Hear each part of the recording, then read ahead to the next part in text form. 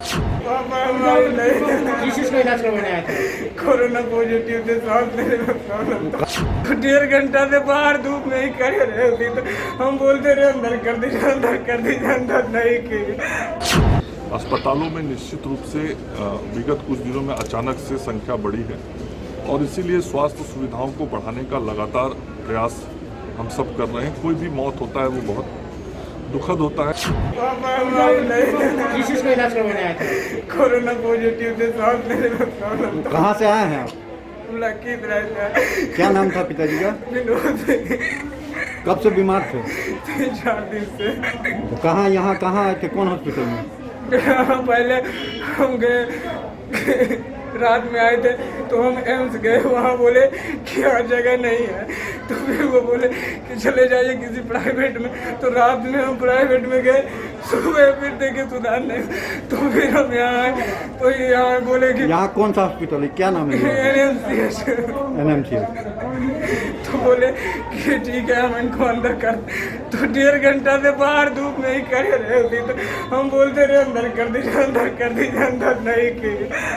Doctor की लापरवाही मानी जा सकती है। पूरा लापरवाही किया।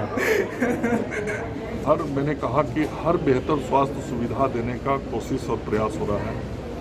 अस्पतालों में निश्चित रूप से विगत कुछ दिनों में अचानक से संख्या बढ़ी है और इसीलिए स्वास्थ्य सुविधाओं को बढ़ाने का लगातार प्रयास हम सब कर रहे हैं। कोई भी मौत होता है वो बहुत दुखद होता है, कष्ट होता है, चूँकि हर व्यक्ति की जान बचाने के लिए ही हम लोग काम कर रहे हैं। हमारे चिकित्सक सब काम कर रहे हैं और हमारे चिकित्सक या चिकित्सा कर्मी आप सब लोग देखते हैं, आखिर दिन रात इस अस्पताल में भी लोगों की जान बचाने का काम कर रहे हैं। कोई भी घटना इस प्रकार की होती है तो मन को जरूर पीड़ा होता है। सर और भी यहाँ पर व्यवस्था की जाएगी या सिर्फ हॉस्पिटल में ही व्यवस्था रहेगी? नहीं, सभी जगहों पे हो रहा है। हॉस्पिटल में हो रहे हैं, जो हमारे प्राइवेट हॉस्पिटल्स हैं वहाँ से भी लोगों को सुविधाएं दी जा रही हैं, उसकी भी मॉनिटरिंग राज्य सरकार के स्तर पे हो रहा है। तो जिन जिन जगहों पे हम सेवा दे सकते हैं दे रहे हैं। हमने तो यहाँ तक सेवा बना रखी है कि जो होम क्वारंटाइन है उनको डिस्ट्रिक्ट कंट्रोल रूम से उनसे पूछताछ की जा रही है, उनका हालचाल लिया जाता है। जिन लोगों को जो आवश्यक दवाइयाँ हैं उनका मेडिसिन किट उनके घर भिजवाया जाता है। तो ये सारी सुविधाएँ दी जा रही है। सर बीच में वैक्सीन की कमी की भी बातें आ रही थी, क्या ये अफवाह है या सही में? किसी एक सेंटर 2 सेंटर पे कहीं कोई 1-2 घंटे के लिए कोई दिक्कत आई हो तो मैं नहीं कह सकता, लेकिन पर्याप्त वैक्सीन है और अभी टीकोत्सव का कार्यक्रम पूरे राज्य में चल रहा है। आज भी चल रहा है, कल भी चला था और आप सब लोग देखते होंगे कि प्रतिदिन 2 लाख से अधिक टीका राज्य के अंदर दिया जा रहा है। तो ये बहुत बेहतर तरीके से चल रहा है और अभी तक आज तक राज्य में लगभग 55 लाख टीका लोगों को दिया जा चुका है।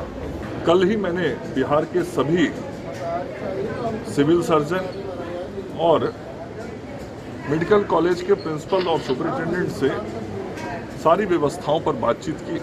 जो आवश्यक दिशा निर्देश देने थे वो दिए गए और आज NMCH आया हूँ। यहाँ की व्यवस्थाओं को मैंने देखा, मरीजों से मैं मिला हूँ।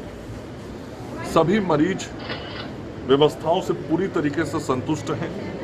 सभी ने कहा कि उपचार बेहतर हो रहा है।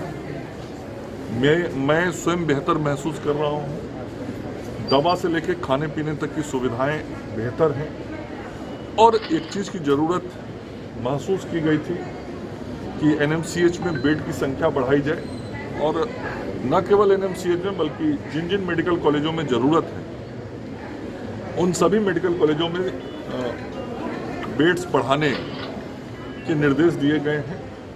नालंदा मेडिकल कॉलेज हॉस्पिटल में भी कल से 44 बेड और बढ़ जाएंगे।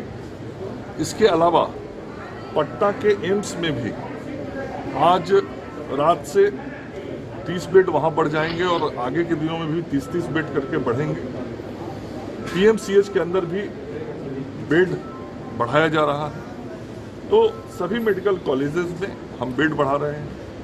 उसके अलावे मैं आम लोगों से अपील करता हूं कि यदि सामान्य दिक्कत है तो हमारे जो जिला के अंदर अनुमंडल अस्पताल हैं, हमारे जो सदर अस्पताल हैं, उन अस्पतालों में भी कोरोना के मरीजों की देखरेख दवाइयाँ की जा रही हैं। हर जिले में हमारा कंट्रोल रूम बना हुआ है। तो सामान्य या मामूली दिक्कत होने पे जरूर उन अस्पतालों की भी सेवा को लोग लें, और जो बड़े हमारे अस्पताल हैं उन अस्पतालों में भी हम स्वास्थ्य सुविधाएं लगातार दे रहे हैं और बेहतर करने की कोशिश भी हो रही है। टीएमसीएच में जिंदा को मुर्दा के मामले में आपने कार्रवाई किया है, सही लोग उसमें अब तक दोषी नहीं हुए हैं। नहीं, जो भी दोषी होगा कोई बख्शा नहीं जाएगा। एक महीने को फिर आप लोगों ने लिख दिया। मैंने कहा जो भी दोषी होगा कोई बख्शा नहीं जाएगा। ये कौन दोषी है सर? आप लोग अब तक जांच हो रही है, जांच हो रही है, उसके लिए कमेटी बना दी गई है।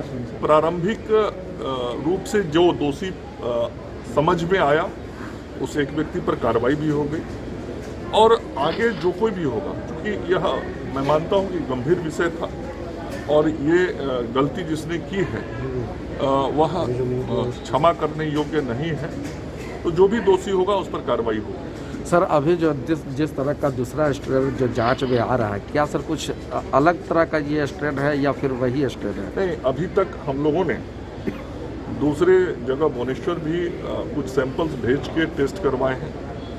कोई दूसरे स्ट्रेन की जानकारी नहीं मिली है। जो पुराना कोरोना है अभी तक की जानकारी के अनुसार वैसा ही सारा सिम्टम और स्ट्रेन और मरीजों के लक्षण सब कुछ दिखाई पड़ रहे हैं, और उसी प्रोटोकॉल पे सारा ट्रीटमेंट भी हो रहा है। कपड़े तो ऑक्सीजन के लिए ऑक्सीजन खत्म हो गया था। अच्छा। ऑक्सीजन नहीं मिलने के चलते कोई भर्ती नहीं लिया, वहीं पे एक्सपायर कर गए। तो ऑक्सीजन है यहाँ तो यहाँ आईजीएमएस इंदिरा गांधी में भी यही हाल है। पेशेंट को ऑपरेशन का डेट दे रहे हैं, 12 घंटे पहले कह रहे हैं कि ये पॉजिटिव है, और जब हम यहाँ भर्ती करवा दिए ना तो कह रहे हैं 50,000 रुपये दे दो, उसी डॉक्टर से प्राइवेट से करवा देंगे आपका ऑपरेशन। कैंसर का अस्पताल है, आईजीएमएस में कैंसर में भर्ती थे, वहाँ लेकर पड़े पेशेंट को। कैंसर के मरीज हमें यहाँ लेके आए, यहाँ डॉक्टर बोले इनको कोई कोरोना नहीं है। यहाँ क्यों मरीज मर गया?